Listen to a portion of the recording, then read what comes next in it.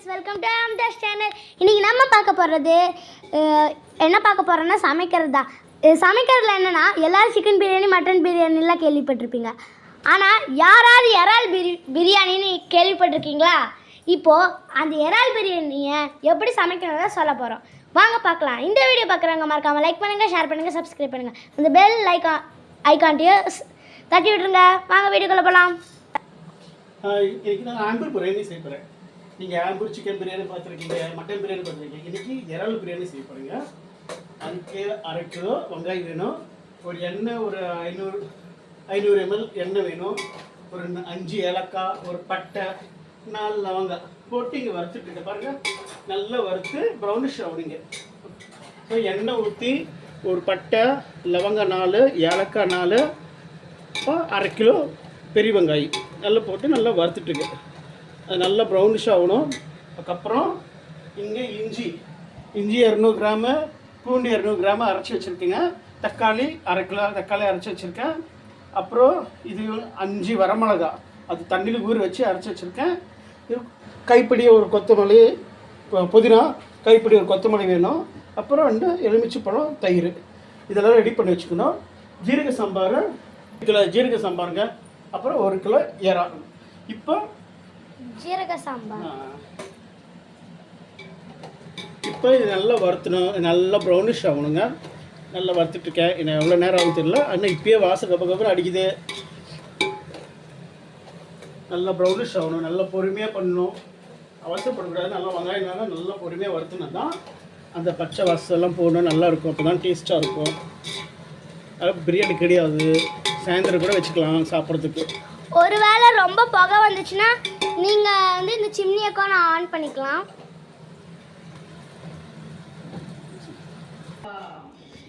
வெங்காயத்தை தாளித்தது இன்னும் நல்லா கபன்னு சூப்பரான வாசனையில் வெந்துட்டுருக்கு ஃப்ரெண்ட்ஸ். அது கூட இல்லாமல் ஒரு 5 நிமிஷத்தில் வெங்காயம் பாருங்கள் எப்படி இருக்குன்னு சூப்பராக இருக்கும். ஓகே, வாங்க பார்க்கலாம் வெங்காயம் எப்படி இருக்குன்னு. இப்போது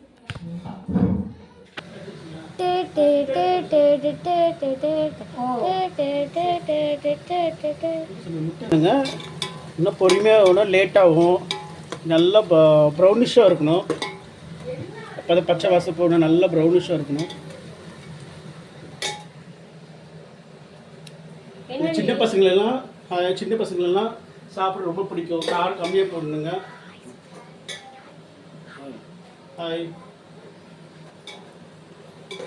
ஓகே, இதில் இன்னும் முக்கியமான விஷயம்னா, இங்கே பச்சை மிளகாலாம் யூஸ் பண்ண மாட்டோம், பிரியாணி எல்லாம் யூஸ் பண்ண மாட்டோம். ஸோ வரமிளகா மட்டும்தான். அப்போ தான் டேஸ்ட் நல்லாயிருக்கும்.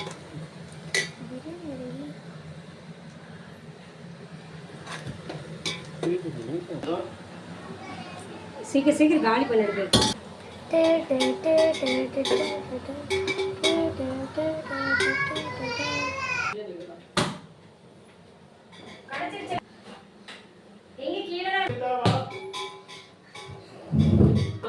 ஓகே, இந்த மாதிரி நல்லா ப்ரௌனிஷ் ஆகிடுச்சுங்க. இப்போ இந்த மாதிரி ப்ரௌனிஷ் நல்லா வறுத்துடணும், ட்ரையாக வறுத்தப்புறம் ஃபஸ்ட்டு பூண்டு போடணும். பூண்டு அரைச்சி போயிருக்கேன், ஒரு 200 கிராம் பூண்டு நல்லா அரைச்சிருக்கேன். இதை ஃபஸ்ட்டு நல்லா வறுத்தணும், அந்த பச்சை வாசம் போகணும். ஃபஸ்ட்டு பூண்டு வறுத்து 200 கிராம் பூண்டுங்க எல்லாம் இது நல்லா பச்சை வாசம் போகணுங்க. நல்லா வறுத்துணும் பாருங்க, நல்லா போட்டு நல்லா வறுத்துணும். லோஸுக்கு பீனு வச்சுக்கோங்க.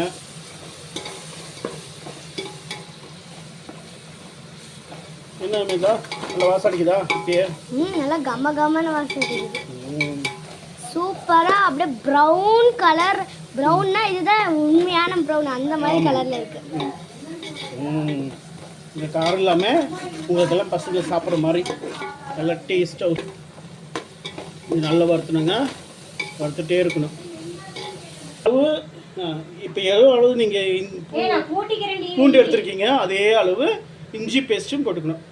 இஞ்சி பேஸ்ட் போட்டுக்கோங்க, போட்டு நல்லா வறுக்கணும். இப்போவே பிரியாணி வாசனை அடிக்கிற மாதிரி இருக்கு.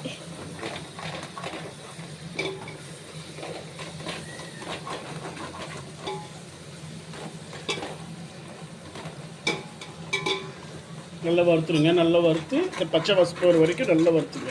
1/2 கிலோ டொமேட்டோ, அரை கிலோ டொமேட்டோ பாருங்களேன். நான் கூட ஃபஸ்ட்டு இதை சூப்புன்னு நினச்சேன். டொமேட்டோ சூப் மாதிரி இருக்குல்ல பார்க்க. அந்த மாதிரி டொமேட்டோ சூப் மாதிரி கொஞ்சம் இருக்கணும். டொமேட்டோவை அரைச்சி வச்சுக்கணும். இது பச்சை மிளகாவா, நான் ஃபஸ்ட்டு ஜெல்லி மாதிரி இருக்குது பார்க்க. அப்புறம் இது வந்து புதினா, அப்புறம் இது வந்து கொத்தமல்லி, இது வரமிளகாவா, சரி வரமிளகா சாரி. இது வந்து வெங்காயம், இது வந்து எலுமிச்சை. ஒரு எலுமிச்சையில் பாதியை கட் பண்ணிக்கலாம் நீங்கள். என்ன குட்டீஸ் இப்போ வாசனைக்குதா சொல்லுங்க. ஹாய் சொல்லு. ஹாய் குட்டியா.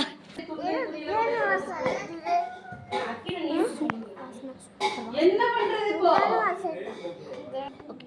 பிரியாணி வாசம் கம கமன்னு இருக்கு. ஆம்பூர் பிரியாணி சாப்பிடலாம் வாங்கன்னு சொல்லு. ஆம்பூர் பிரியாணியை சாப்பிடலாமா? பிரியாணி சாப்பிடலாம் வாங்க அப்படி சொல்லு. ஆம்பூர் இறால் பிரியாணியை சாப்பிடலாம் வாங்க.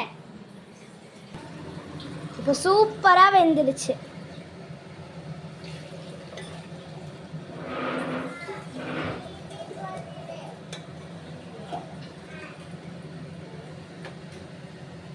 பார்த்தீங்களா எவ்வளோ செமையாக வந்துருச்சுன்னு. ஒரு அரிசியை ஊற வச்சிருங்க. ஜீரக சாம்பார் அரிசியை ஊற வச்சிடணும். இறால் எல்லாம் க்ளீன் பண்ணிடணும். இப்போ இதில் ஒரு 7 ஹாய் சொல்லுமா. ஹாய்.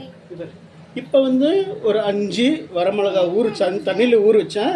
இது ஊற வச்சு மிக்சியில் அரைச்சிருக்கேன். இது பாருங்க, இது ஊற்றுக்கிறேன். பாப்பா செம்மையாக இருக்குது பார்க்க. வரமிளகா நல்லா இது இருக்குங்க பாருங்க. கண்ணே தெரியாது தெளிக்கோன்னு இருக்கு. அதுக்கு சூப்பராக இருக்கு. அப்படியே பேஸ்ட் மாதிரி இருக்கு. இந்த இஞ்சி பூண்டு பேஸ்ட்லாம் இருக்கோம்ல அந்த மாதிரி ஆயிடுச்சு. இதுவும் இது நல்ல வாசனை வாசனை அடிக்குது. வாசனை இதுவே பிரியாணி மாதிரி இருக்க போல. இதே சாப்பிட்றலாம் நம்ம. அப்படியும் செமையாக இருக்கு. நல்லா திக்காகணும். நல்லா பச்சை வாசம் எல்லாமே பச்சை வாசம் போகணும். பச்சை வாசம் போனால் தான் இதோட ஃப்ளேவர் நல்லா இருக்கும். கெடாது. நல்லா வறுத்து போட்டிங்கன்னா பச்சை வாசம் போனீங்கன்னா நல்ல ஃப்ளேவர் நல்லா இருக்கும். பொறுமையாக செய்யணும். அப்போ தான் உங்களுக்கு டேஸ்ட் நல்லா இருக்கும். மட்டும்தான் இதில் வரமிளகா மட்டும்தான் சேர்க்கணும். பச்சை மிளகா கிடையாதுங்க. இந்த ஆம்பூர் பிரியாணியில் பச்சை மிளகா யூஸ் பண்ண மாட்டோம். இதே மாதிரி பிரியாணி எல்லாம் யூஸ் பண்ணக்கூடாது. பாரு 4 ஏலக்காய், 4 இது பட்டை லைட்டாக போடணும். அவ்வளோதான், வேறு எதுவுமே யூஸ் பண்ணக்கூடாது. அப்படியே சூப்பராக இருக்கு. இப்போ வாசனை இவ்வளோ கமகமன்னு இருக்கு. எப்படி இருக்க போதோ. நெக்ஸ்ட் வந்து 1/2 கிலோ தக்காளி அரைச்சிருக்கேன். அது போய் உள்ளே போட்டுருவோம். தக்காளி சூப். தக்காளி அரைச்சிருக்கேன். நல்லா பிங்க் கலர்ல இருக்கு. நல்லா கட் பண்ணி பீஸாக கட் பண்ணி நல்லா வறுத்துடணும். தக்காளி நல்லா சுண்டு போகணும். எல்லாமே கெட்டியாக இருக்கணும். அப்படியே இப்படி பண்ணாலே அது வந்து அப்படியே என்ன சொல்றது, மாவு மாதிரி கரைஞ்சி போகிற மாதிரி இருக்கணும். மாவு மாதிரில கரைஞ்சி போயிடணும். அப்படியே அமுக்குனாலே அப்படி இருக்கணும் தக்காளி. நீங்கள் தக்காளி கட் பண்ணி போடுறதுக்கு பதிலாக பெட்டர் நீங்கள் அதை அரைச்சியே போட்டுடலாம். அப்போ தான் நல்லாயிருக்கும் டேஸ்ட்டும். இந்த ஆம்பூர் பிரியாணியை நீங்கள் வீட்டில் ட்ரை பண்ணலாம். அது உங்கள் வீட்டில் உங்கள் குழந்தைங்களுக்கு இல்லை உங்கள் தாத்தா பாட்டிக்கு இல்லை உங்கள் அம்மா அப்பாவுக்கு யாருக்கு வேணாலும் நீங்கள் கொடுக்கலாம். பட் இது அவ்வளோ சூப்பராக ருசியாக இருக்கும். ஓகே, நான் பண்ணி முடிச்ச மாதிரி காட்டுறேன். அது எப்படி இருக்குன்னு மட்டும் பாருங்களேன். ஓகே, நம்ம கலக்கிறது வந்து அப்படியே கிரேவி மாதிரி ஆயிடணும். நல்லா ஆகணும். வாசிப்பே பச்சை வாசி போல் தக்காளி நல்லா நல்லா திக்காக வரணும்.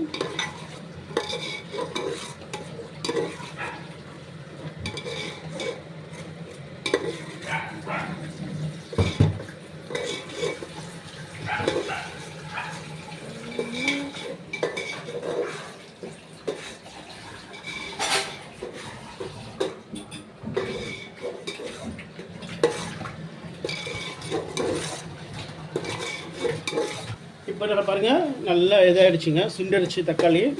இப்போ நல்லா சுண்ட அப்புறம் புதினா புதினா கைப்படி இந்த அளவு கைப்படி போட்டுடணும். புதினா எவ்வளோ புதினா நல்லா வறுத்துடுங்க. புதினாவை இப்போ கொத்தமல்லி ஃபஸ்ட்டு புதினா நல்லா வறுத்துடலாம்.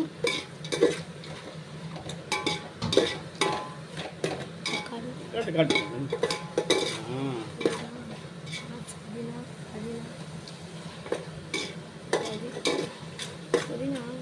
இப்போ கைப்படி கொத்தமல்லி.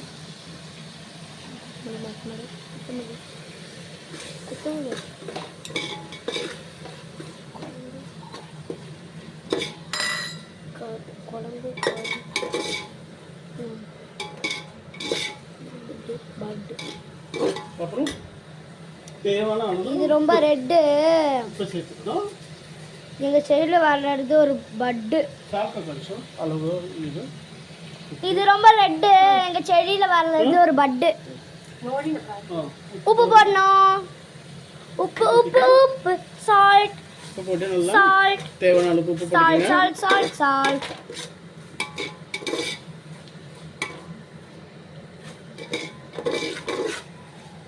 அப்புறம் இப்போ நம்மளோட ஃபேவரட் இறால் இறால் இறால் போட்டு நல்லா வதக்கு வதக்கு வதக்கு வதக்குன்னு வதக்கிடணும்ல. வதக்கிடுவோம்ல. வதக்கு வதக்கு வதக்கு வதக்கு வதக்கு வதக்கு வதக்கு வதக்கு வதக்கு வதக்கு வதக்கு. நல்லா வதக்கணும் இறால் வச்சு. Mix mix mix mix mix mix. வறுத்தோடனே இது வந்து வாசம் போகிறதுக்காக இந்த இறால் வாசம் வந்து இது போகிறதுக்காக ஒரு லெமன் ஜூஸ் போடணும். இறால் வாசம் வரக்கூடாதுல, அப்போ நல்லா இருக்காதுல்ல. அதனால லெமன் ஸ்மெல் வராமல் இருக்கிறதுக்காக லெமனை புளிஞ்சு விடணும். புளிஞ்சு போட்டுக்கணும். Lemon lemon squeeze it.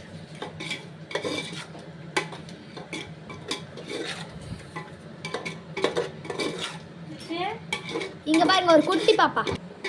குட்டி பாப்பா இங்க பாருங்க. குட்டி பாப்பா ஹாய் சொல்லுங்க ஃப்ரெண்ட்ஸுக்கு. இவ பேரு ஹர்ஷிதா. நாங்க எல்லாரும் இவளை என்ன கூப்பிட தெரியுமா? சூச்சு சூச்சு சூச்சு. என்ன பண்ற?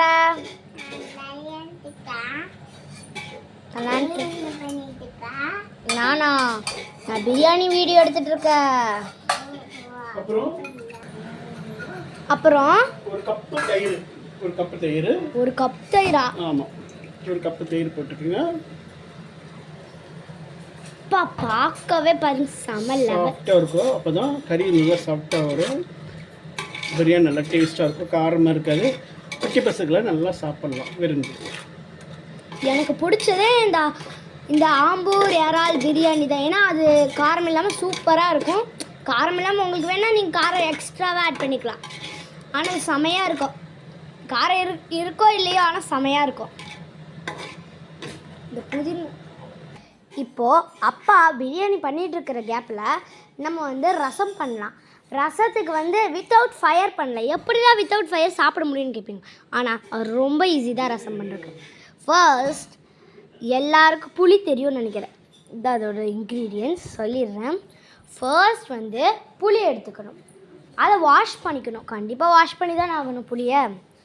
புளி எடுத்துக்கிட்டு அதை நல்லா வாஷ் பண்ணிக்கணும்.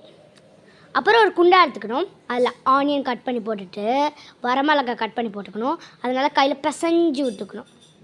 பிசைஞ்சு விட்டாச்சா, அதுக்கப்புறம் அந்த பிசைஞ்சு விட்டதுலேயே அந்த புளியை வந்து தண்ணியில் மிக்ஸ் பண்ணோம்ல, அந்த தண்ணியை மட்டும் எடுத்து அந்த நம்ம கசக்கிட்டோம்ல அதை ஊற்றிடணும். அதுக்கப்புறம் அது கூட வந்து சால்ட் போடணும், தேவையான அளவுக்கு சால்ட். அப்புறம் வந்து ஜீரகமும் பெப்பரும் நல்லா குட்டி அதுக்குள்ளே தூக்கி போடணும். அப்புறம் கார்லிக் 2 நல்லா நுணுக்கி போடணும். அப்புறம் கொத்தமல்லி கருவேப்பிலை போட்டு நல்லா மிக்ஸ் பண்ணிடணும். அதுக்கப்புறம் நம்மளோட ஃபேவரட்டான ரசம் ரெடி. நல்லா கொதிச்சிடுச்சு. இப்போ கொஞ்சம் உப்பு போட்டாச்சு. உப்பு பத்தலை, ஸோ உப்பு போடணும் கொஞ்சம். உப்பு பத்தலைன்னா உப்பு போட்டுக்கலாம். இந்த ஸ்டேஜில் தான் போட முடியும். இப்போ அரிசி போட்டீங்க அப்புறம் உப்பு போடுறது கஷ்டம், போட முடியாது, அப்புறம் நல்லா இருக்காது. பாருங்களேன் எப்படி கிரேவி மாதிரி இருக்குல்ல. இதில் தான் பிரியாணி பண்ண போகிறோம். ஆம்பூர் ஆம்பூர் இறால் பிரியாணி. இப்போ 2 3 4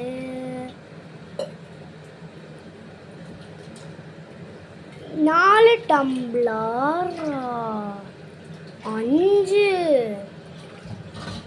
6 7 கிளாஸ் போட்டிருக்கேன். 7 டம்ளர் தண்ணி ஊற்றணும். அதுவும் இந்த டம்ளர் சைஸில் 7 டம்ளர் தண்ணி ஊற்றணும். பார்த்தீங்களா?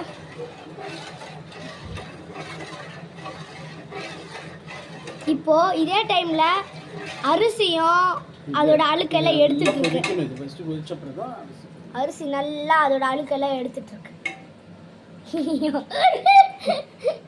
அரிசி தான் அழுக்கு எடுக்கும். நம்ம ஒன்றும் அழுக்கு எடுக்கிறது இல்லைம்மா. நம்மளோட அழுக்கையே நம்ம எடுக்கிறது இல்லை. அரிசியோட அழுக்கை நம்ம எடுக்க போகிறோம். உண்மைதான். தண்ணி கொதிச்சப்புறம் அரிசி போடணும். இப்போ சூப்பராக கொதிச்சிருக்கு. இப்போ அரிசி போட போகிறாங்க. ஏதோ ஒரு அரிசி, உங்களுக்கு பிடிச்ச அரிசியை போட்டுக்கலாம். அரிசின்னு எல்லாமே ஒரு அரிசி தான் இல்லைம்மா? அந்த அரிசி தான். பிரியாணி அரிசி போடலாம், நார்மல் ரைஸும் போடலாம், பாஸ்மதி ரைஸ் போடலாம், பிரியாணி அரிசி போடலாம், உங்கள் இஷ்டம். பச்சரிசி போடலாம். ஏன்னா எல்லாமே ஒரே அரிசினா அரிசி தானே. அரிசியோட டைப்ஸ் எல்லாம் தேவையில்லை நம்மளுக்கு. அரிசி ஏதோ ஒரு அரிசி, ஆனால் அரிசி ஜீரக தேவை. சாம்பார் வந்து நல்ல டேஸ்ட் வரும். ஜீரக சாம்பார். அப்போ இது என்ன அரிசி? இது ஜீரக சாம்பார். ஓ, ஒவ்வொரு அரிசிக்கும் ஒவ்வொரு டேஸ்ட் இருக்குது போல். இப்போ பச்சையாக சாப்பிட்டா கூட நல்லா இருக்கும் போல். இது அதாவது ஜீரக சாம்பார். ஒருவேளை சாம்பாரில் ஊற்றி கொடுப்பாங்க போல இந்த அரிசி. சாம்பார்ல சம்பா. சம்பாவா? ஜீரக சம்பானா ஜீரகம் இல்லாமல் போட்டிருப்பாங்க இந்த அரிசியில். பிரியாணி செய்யறதுக்காகவே விளைஞ்ச அரிசி. ஃபஸ்ட்டு நம்ம விளையணும், அதுக்கப்புறம் தான் இந்த அரிசி விளையும். எல்லாத்தையும் மாவு தேவை. இல்லவா? என்னடா அந்த அரிசி என்ன முடியாது போலயே. குக்கர்லேருந்து மேஜிக் குக்கர் மாதிரி வந்துட்டே இருக்கு அரிசி. அரிசி குக்கர் போல். இப்போ நம்ம பார்க்கலாம் எவ்வளோ சூப்பராக கொதிக்க இருக்குது.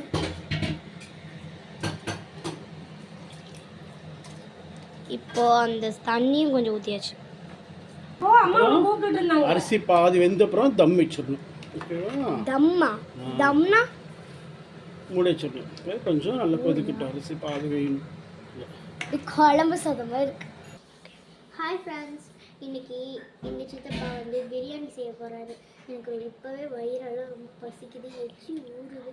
அப்படியே இந்த பிரியாணி பார்க்குறக்கே கலர்ஃபுல்லாக இருக்குது. அதை எப்போ சாப்பிடுவோன்னு இருக்குது. அதுக்கப்புறம் இப்போ இன்னும் செஞ்சு முடிக்கல. நான் போய் ஏதாச்சும் ஸ்நாக்ஸ் இருந்தால் சாப்பிட்டு வரேன்.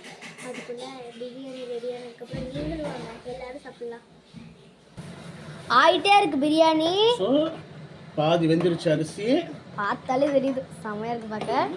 இப்போ வந்து லாஸ்ட் வேலை மூடி வைக்கிறது தான். ஆமாம், மூடி வச்சு தம் வச்சுட்டிங்கன்னா ஒரு 50 மினிட்ஸ். 50 மினிட்ஸில் கமன்னு ஒரு சூப்பரான தம் இறால் biryani ready. Yes, very good. மூடி வச்சாச்சு. 3 2 ஒரு வெயிட்டா பொருள் மேலே எடுத்து வச்சுருங்க. அதுக்குன்னே அம்மிக்கல் தான் கிடச்சிச்சாப்பா? 50 மினிட்ஸ். ஏன் அம்மிக்கல் எடுத்து வைப்பா? இது எந்த 3 2 1